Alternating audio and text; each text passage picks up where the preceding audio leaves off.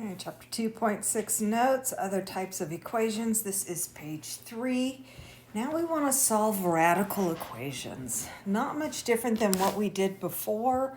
Sometimes though, when we're talking about just a square root, not even just a square root, it's just a little more involved. Okay, so we need to remember, or example 4, part A here, that before I can do something to get rid of the square root around the x, I've got to make sure that that term is by itself on that left-hand side there. So I'm going to go ahead and add 3 to both sides. I get the square root of x equals 8. I want to undo the square root. So we are going to go ahead and square both sides. I get x equals 64. Okay. When I square, I may be artificially adding in a solution that doesn't belong there, so I definitely want to make sure that I check. So I'm going to check here. That's weird. By plugging in the square root under the, plugging in the 64 under the square root, minus 3, apparently can't talk and think at the same time. Square root of 64 is 8. 8 minus 3 is 5. So this one works. And there is our solution, x equals 64. For B, I have got a binomial under the radical. I'm going to conserve space here. I'm going to start by squaring both sides to get rid of that radical. I get x minus 3 equals 25. I'm going to add 3 to both sides. I get x equals 28. Again, we're going to go ahead and check this by plugging in 28 for x.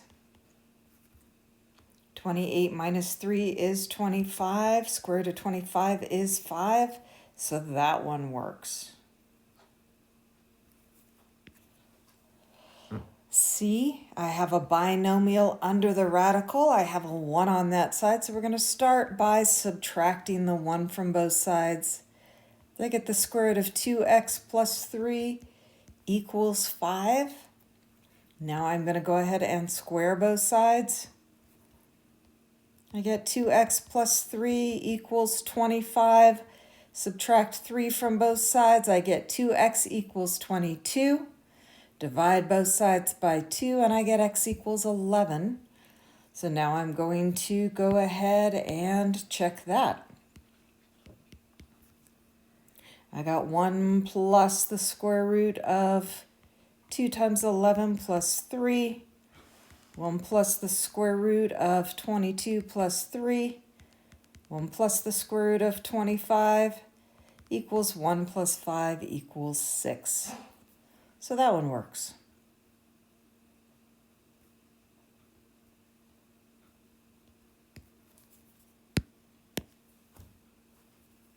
I'm going to square both sides here, but wait a minute.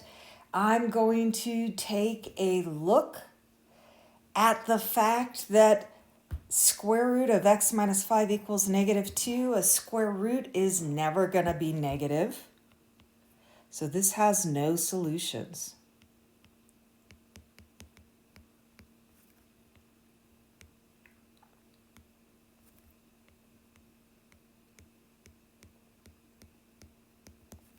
Sometimes, though, we get going and we don't pay attention to some of the details. So let's take a look at what happens if we solve. I'm going to square both sides. I get x minus 5 equals 4. I can add that 5 to both sides, and I get x equals 9. And then I'm going to go to check this. Square root of 9 minus 5, which is the square root of 4, which is 2, which does not equal that negative 2 that we started with. So x equals 9 does not work. Again, no solutions.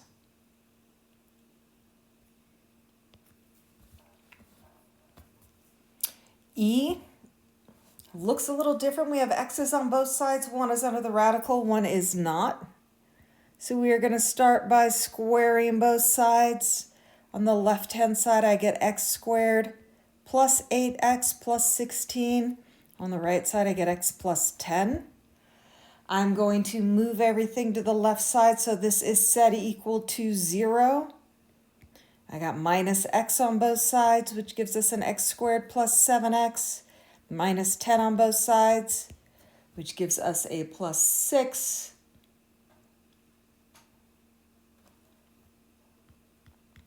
This factors into x plus 1 times x plus 6. I get x equals negative 1 and x equals negative 6. I definitely want to check these. So let's see. I got negative 1 plus 4. Question is, does that equal my negative 1 plus 10? Square root of that. Negative 1 plus 4 is 3. Negative 1 plus 10 is 9. 3 equals square root of 9. So that one works. I got negative 6 plus 4 equals negative 6 plus square root of negative 6 plus 10. We're checking this one. I get a negative 2 on the left-hand side. Negative 6 plus 10 is positive 4. Square root of positive 4 is not negative 2. So I know the x equals negative 6 does not work. And our only solution is x equals negative 1. F, I have two radicals. I can't square both sides and just get rid of those radicals. So I'm going to go ahead and start by moving that square root of x to the other side. I got square root of x minus 3 equals 3 minus the square root of x. Now I'm going to square both sides. I get x minus 3 on the left-hand side. I get 9 minus 6 square roots of x plus x on the right-hand side. I need to go ahead and make sure that I've got just that radical x on one side. So I'm going to go ahead and subtract x and subtract 9. I get 0 minus 12 equals negative 6 square roots of x. Divide by negative 6.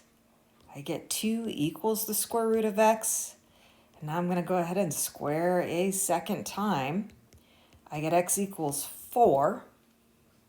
Because I squared this both times, I definitely want to check this. And I'm going to check over here because, yeah. I get square root of 4 minus 3 plus the square root of 4. Square root of 1 plus the square root of 4. 1 plus 2, which is 3. So that works. Example 3 has us solving absolute value equations. So keep in mind, an absolute value means distance from 0. So whatever I have contained within those absolute value symbols, it could either be, let's take a look at A for example, it could be positive 9 away from 0, or sorry, 9 to the right, the positive direction. It could also be 9 to the left, or the negative direction. I'm going to add 5. Here I get x equals 7 when I divide by 2. Add 5 again, and I get negative 4. And x equals negative 2. It didn't do anything funky here, so I can double check these to make sure I didn't make a mistake. That should work. Let me rephrase that. That will work. So this would be a great time to pause the recording, try B and C and D and E, and then come back to double check. In the meantime, I am going to plow forward. 5y minus 8 equals 1. 5y minus 8 equals negative 1. I'm going to add 8 here. I get 5y equals 9. Divide by 5 and I get y equals 9/5. Over here I get 5y equals 7. Divide by 5 and I get y equals 7/5.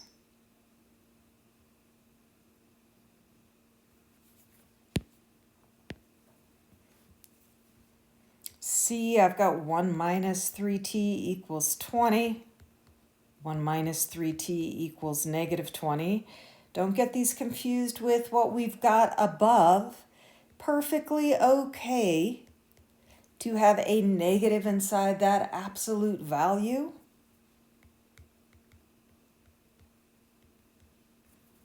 Because what the absolute value does is make it positive.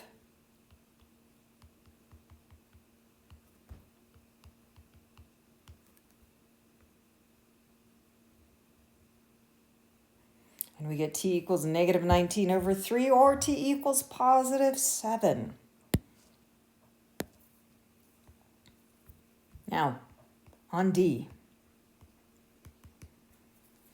There is no such thing as plus or minus 0, so when this is set equal to 0, we know we are going to just get one solution. And here I get x equals 3/10.